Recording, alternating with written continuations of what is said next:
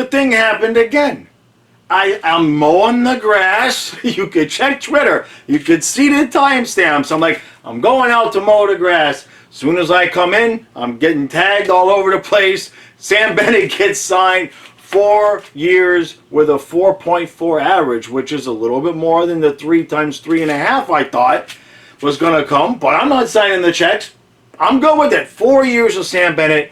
That's got to make Huberdeau just absolutely ecstatic. All right, so I'm going to record this separately because no matter how many times people remind me, I forget to do this at the beginning of the video. Make sure you hit that like button. It really helps with the algorithm and gets the video shown to other people. Make sure to subscribe, hit the notification bell because Stu is lining up some amazing guests for the next couple of weeks. You do not want to miss it. Now back to the video that I already recorded, but if I didn't put this part in, Stu was going to have my head. All right, I forget every damn time. Now, the next one to go is Reinhardt. I'm hearing we're expecting that either today or maybe, at some point here tomorrow. But it wouldn't surprise me to see something get done here at the end of the day. Now, the roster. The original idea I had for the video was to kind of talk about the roster before free agency because I was talking with people on the live stream yesterday, and I made in my head, I listed out the 12 guys, and then I remembered, like, who's left out. I said, well, we got too many guys. So let's go over this a little bit, all right? So, obviously, Barkov with Reinhardt and Verhaeghe. Now, I know I've seen a few people talk about Reinhardt played center when Eichel went out, and that maybe there was some idea that he would slot in somewhere. Number one, I don't think that's going to happen. We were looking for somebody to play wing next to Barkov for forever since Yager. But number two, the good thing about that is Reinhardt played center when Eichel got hurt. So if Barkov, if he takes a puck off the quad and has a bruise for a couple of nights, rather than sending him out there at 85% to gut it out, take a rest, Alexander. Sit down, no problem. You slot Reinhardt in the middle, and your top line is still 2/3 intact with a very, very capable center. So, to me, that's just Barkov insurance. You know what I mean? Remember last year he missed a few games, and we were all just saying, just rest, dude, because we pretty much had the second seed, something like that, locked up.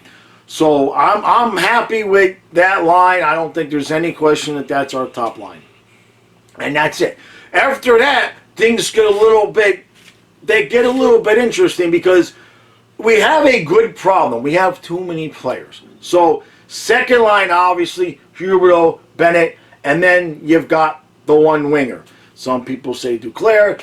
I say Tippett. Some other people say Tippett. Tippett finished the year on that line, played him in the playoffs, Q did. So I would think that he's got the inside to that, but obviously when that line had Duclair, they did well. They did well also. So basically, that right wing spot on the second line is either Tippett or Duclair, and then you would assume whoever does end up on the second line will be on the third line. Now, then we get to the news that we're still working on a contract for Alex Wennberg, but we have Lundell coming up. So, then we got the left wing over there. Now, right now, that's Vetrano. Now, I meant to check and see if Denisenko can play left wing. I meant to look at that. But that's one of the names that you kind of figure if we move Vetrano to remove Strawman, then you got to figure Denisenko comes in. But right now, before free agency, that third line is either Lundell or Wennberg, and Tippett or Duclair with Vetrano or Denisenko, Heponiemi, Louis Starden. Don't forget about him. We've got too many guys, okay?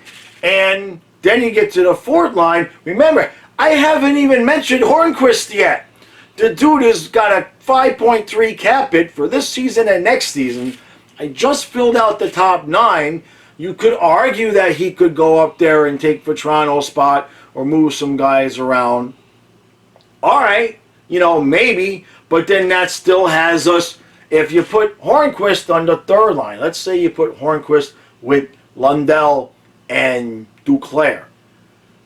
You got no room for Wenberg. You got no room for Heponiemi. You got no room for Danisenko, because your fourth line, you still got Achari, who's one of the better fourth line centers in the game.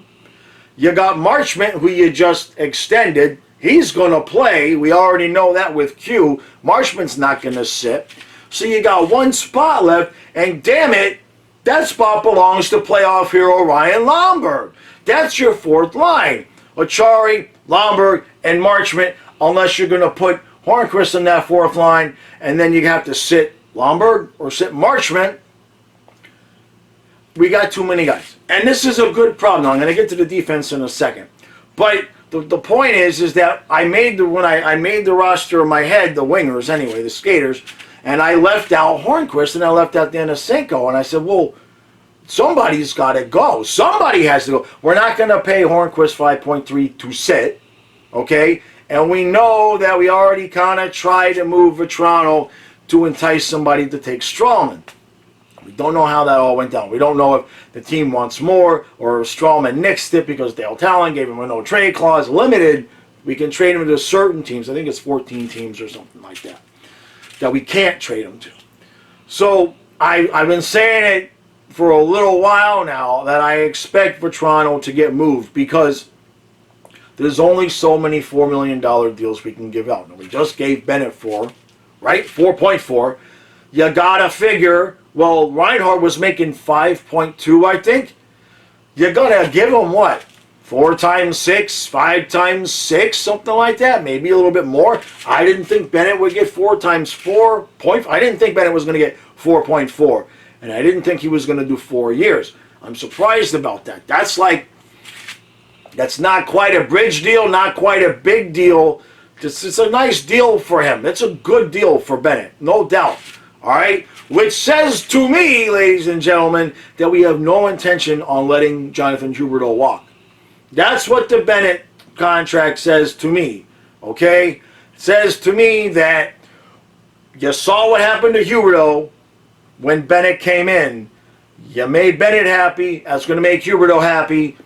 He ain't going anywhere. So somebody's got to go. Now, can you move Vetrano and Strawman, clear out some space there? Maybe. Hornqvist, I know he's the veteran leader guy. I get that. And I know he would look good on the power play in certain configurations. And I like him as a player. Do not get me wrong. All things set aside, I would like Hornqvist on this team. But are we going to pay him 5.3 to be a fourth liner? And if not, is there room for him on the third line? And if there's room for him on the third line, somebody's got to go. It's simple numbers. Let's just say Lundell takes the third center spot. You got wingers for that line. Whoever doesn't get on the second line between Duclair and Tippett, let's just for argument's sake, you got Duclair, you got Vetrano, you got Hornqvist. That's 3 already for the 2 spots. All right? And you got kids coming. You got Danisenko, who's probably ready to play hockey here. You know what I mean? And then if you sign in Wenberg, now we basically have 5 guys for the 2 winger spots and the 1 set. I mean, we got too many guys. There's just no way around it. Somebody's got to go. Now, in a perfect world, this is going to lead me to the defense. In a perfect world, you move Vetrano, who we're not going to be able to sign next season anyway. It's just not that much money. You move Vetrano to rid us of the Strawman contract, and then you turn that cash into defense. What do we have defensively? Right now, the riches are abundant because we have a legit top 4, but we're still hunting for another top 4. I saw on Twitter somebody mentioned, or was it Twitter or Instagram? Stu sent me something, all right? Because he knows I'm working. And Stu keeps me busy, man, because he knows that Monday I got pack and ship, I have mowing the grass and everything. And so he sent me something about how we're one of the teams that's in on Suter. So, Ekblad, Weegar, Forsling, right now with Gudis. Now, if you get a Suter, you're going to put Suter there with Forsling. And now you've got a Gudis, anybody else pairing on the bottom, right? You've got Gudis with Connaughton. You've got Gudis with Juleson, who we just signed to another 1 year, 2 year deal. Don't forget the kid Larson that we just got. We just signed him to another 1 year, two-way deal, I should say. So we've got options there at 6 and 7 and 8D, and I'm still leaving out none of our, though. I mean, Kirsten. Where are we going to do with all these guys? There's going to be players going or not coming back. And I haven't heard anything about Montour coming back at all. So I think that, in my mind, that's a done deal. How many guys can we have? So if we move Vetrano and Strawman, that takes that hit out of the way. That makes room for maybe a kid on the third line, or a third line of Hornquist with Lundell and Duclair. I mean, there's at least one too many players. At least we could legit move Vetrano for Strawman and move Hornquist and still only be short really one guy on the third line, but you'd put Denisenko in that spot, or Hepa Noemi, or Louis Starney. You see what I'm saying? So we've got so many guys. Now, I know tomorrow's free agency. We got to start talking about, obviously, getting Barkov signed. And then we got to talk to Huberdeau. We know we can't extend him until the following season. We just want to talk to him about what his number's going to be. My thought is, I'm looking at the roster, and the bottom line is, we could bring somebody else in. Sure, we could go sign a Suter, right? We've got room to sign, but money. We have money. We don't have roster space, right? We just don't. Unless we're just going to completely block any of the kids that are coming up right now. Because right now, the way the forward roster is, there's no room. There's no room, with the exception of Lundell's the only guy that you kind of assume is going to come up and make the team. And if we're looking to re-sign Wenberg, which that's the one that doesn't, nothing against Wenberg, but I'm looking at the roster as it is now, and it's like, where is Alex Wenberg going to play? I mean, I guess if you give him a small deal and he's a scratch half the time. The only thing that I was thinking while I was mowing the grass was that maybe, like, you know, Troy does get beat up a lot, right?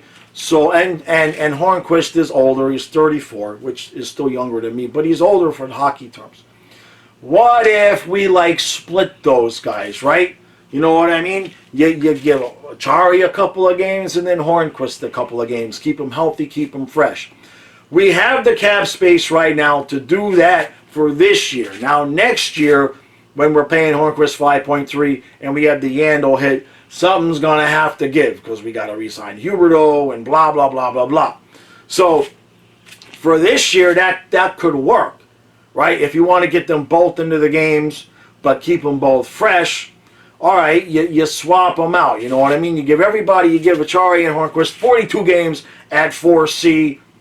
Maybe that would work. I have no complaints about that whatsoever. That's one way to make the numbers work with the number of guys that we have right now. But in terms of wingers, we still got too many. We got too many, because right now somebody's sitting out of Denisenko, Lomberg, Marchment.